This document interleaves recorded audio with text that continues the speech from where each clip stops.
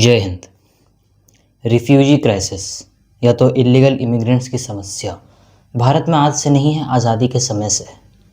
एक आंकड़ों के मुताबिक आज़ादी के समय से 1947 के समय से भारत में 2 करोड़ से भी ज़्यादा लोग इलीगली बॉर्डरी इलाकों से घुसते चले आ रहे हैं और इसकी तादाद दिन प्रतिदिन बढ़ते जा रही है, घटने के बजाय। और यही कारण है कि बहुत बड़ा जो चुनाव में बदलाव आने की, बहुत बड़ी मात्रा में अनएम्प्लॉयमेंट, बहुत बड़ी मात्रा में रिसोर्सेज का कम होना, बहुत बड़ी मात्रा में इन सब चीज़ों का डिप्लीशन के यही कारण है। इलीगल इमिग्रेंट्स, इलीगल माइग्रेंट्स या तो रिफ्यूजीज़। देखिए, रिफ्यूजीज़ हम उनको बोल सकते हैं जो कि किसी भी युद्ध के कारण या तो भूखमरी के कारण, महंगाई के कारण, बेरोज़गारी के कारण दूसरे देशों में शरण लेते हैं। शरण लेकर वे एज अ शरणार्थी जीते हैं और भारत ने हमेशा शरणार्थियों को शरण देना अपना सर्वोच्च कर्तव्य और सर्वोच्च धर्म माना है। किसी भी अन्य देशों से ज़्यादा हम रिफ्यूजीज़ की कदर करना जानते हैं, हम उनकी अहमियत जानते हैं। लेकिन अगर वही रिफ्यूजीज़ वो भारत में इलीगली एंटर कर जाते हैं और वो भारत को एज अ अपनी ज़मीन समझने लगते हैं और फिर बहुत सारे हिंसक आंदोलनों में अपना सहयोग देते हैं, तो इन्हें रिफ्यूजीज़ नहीं कहा जा सकता, इन्हें इंट्रूडर्स कहा जाना चाहिए। देखिए, ये आपको सही लगे या गलत, आज भारत जितनी भी समस्याओं से जूझ रहा है और ख़ास करके बॉर्डरी इलाकों में, वो ज़्यादातर इन रिफ्यूजीज़ के कारण ही है। ये अलग अलग देशों से और ख़ास करके हमारे दुश्मन देशों से भारत में शरण लेने के बहाने आते हैं।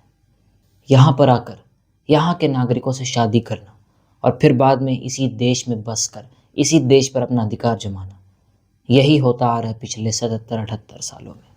और ये सच बात है, आप सबको जानने की ज़रूरत है, यही सच्चाई है। ये रिफ्यूजीज़ नहीं कहा जा सकते, इन्हें इंट्रूडर्स से कम नहीं मानना चाहिए। देखिए, रिफ्यूजीज़ और इन लोगों में बहुत बड़ा अंतर है। रिफ्यूजीज़ वो होते हैं जो सही में परेशानियों से जूझ रहे होते हैं, वो लोग सही में किसी बड़ी महामारी के शिकार हुए होते हैं, या तो युद्ध, या तो बेरोज़गारी, या तो गरीबी। इन सब से तंग आकर वो देश छोड़कर दूसरे देश में शरण लेने जाते हैं और वो एक रिफ्यूजी कैंप्स में तो रिफ्यूजी कॉलोनीज़ में रहते हैं और फिर सरकार के द्वारा जो उन्हें मदद दी जाती है वो उस मदद को ग्रहण करते हैं और फिर 5 से 10 साल ये देश में शरण लेकर अपने देश वापस लौट जाते हैं। या फिर हो सकता है कि वो उसी देश में बस जाए, लेकिन वो कभी भी उग्रवादी विचारधारा को नहीं रखते।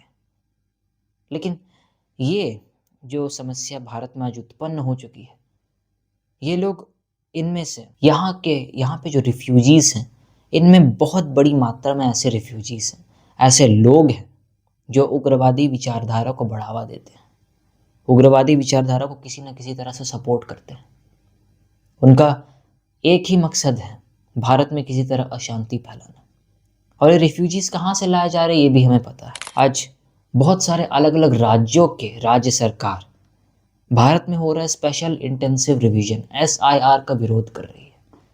इसका कारण एक ही है, ये SIR जो है ये उन लोगों को जो भारत में illegally as a voter added हैं, उन लोगों को हटाने का बहुत बड़ा काम करती है और इसका पूरी तरह से भारत में उपयोग होना चाहिए और ख़ास करके उन जगह में उपयोग होना चाहिए, उन जगहों में जहाँ पर आज बहुत ही बड़ी मात्रा में अशांति फैली हुई। बॉर्डरी इलाकों में इनका इस्तेमाल किया जाना चाहिए केंद्र सरकार के द्वारा।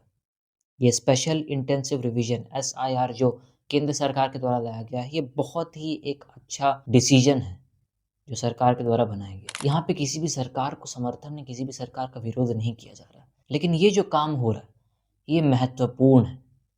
भारत जैसे देशों में जहाँ पर अनेकों धर्म, अनेकों समुदाय, अनेकों जातियों के लोग रहते हैं, वहाँ पर कौन भारत के असली नागरिक हैं और कौन भारत के असली वोटर हैं, इसकी जांच होना बहुत ज़रूरी है।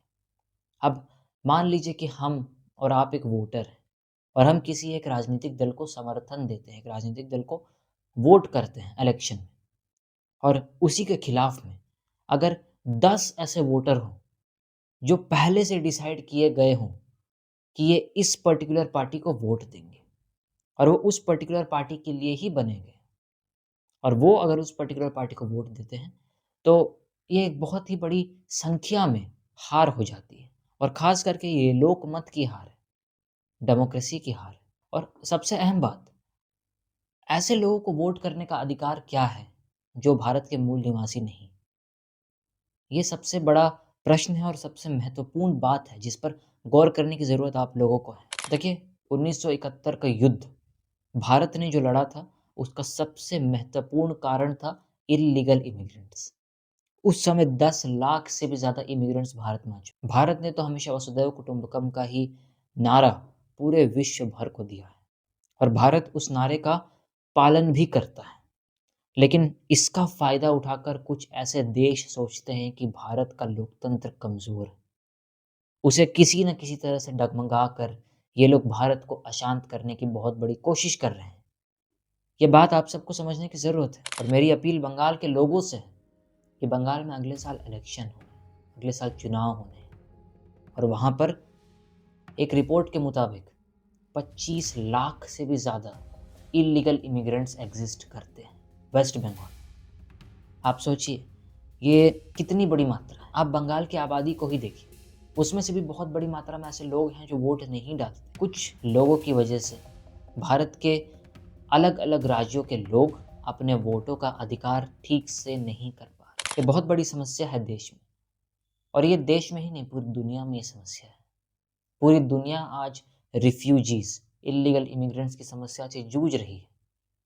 इसका उपाय एक ही है, जो भी व्यक्ति किसी भी देश में जाकर अगर उस देश के नियम और कानून को मानता है तो उसे उस देश में शरण मिलनी ही चाहिए, इस पर कोई दो मत नहीं। लेकिन अगर कोई व्यक्ति इस मानसिकता से उस देश में जाता है कि उस देश में उसे एक बार अनाज की सप्लाई मिल जाए, उसे उस देश में एक बार शरण मिल जाए, तो वो उसका फ़ायदा उठाकर उसी देश में अशांति फैलाने की बहुत बड़ी कोशिश करेगा। तो उन व्यक्तियों को धक्के मारकर उस देश से बाहर निकाल देना चाहिए, और ये काम केंद्र सरकार को जल्द से जल्द करना चाहिए, क्योंकि भारत में अशांति का कारण यही है। ये समस्या आज से नहीं, बल्कि 1970 के दशक से चलती आ रही है। तब से अब तक करोड़ों की मात्रा में इल्लीगल इमिग्रेंट्स रिफ्यूजीज के तौर पर भारत के अंदर प्रवेश कर चुके हैं। और अगर आपको लगता है कि ये सिर्फ आज बॉर्डरी इलाकों में ही बस गए हैं, तो ये गलत बात है। ये भारत के उन सभी प्रांतों में घुसते जा रहे हैं जहाँ के राज्य विकसित हो रहे हैं। ये लोग नहीं चाहते कि वो जगह, वो राज्य विकास की राह पर आगे बढ़े। यही सबसे बड़ा कारण है। आज शायद जनता भी ये देख नहीं पा रही कि कौन लोग भारत में इल्लीगली प्रवेश कर रहे हैं, और वो न सिर्फ प्रवेश कर रहे हैं बल्कि भारत में अशांति फैलाने की बहुत बड़ी योजना लेकर आए हैं।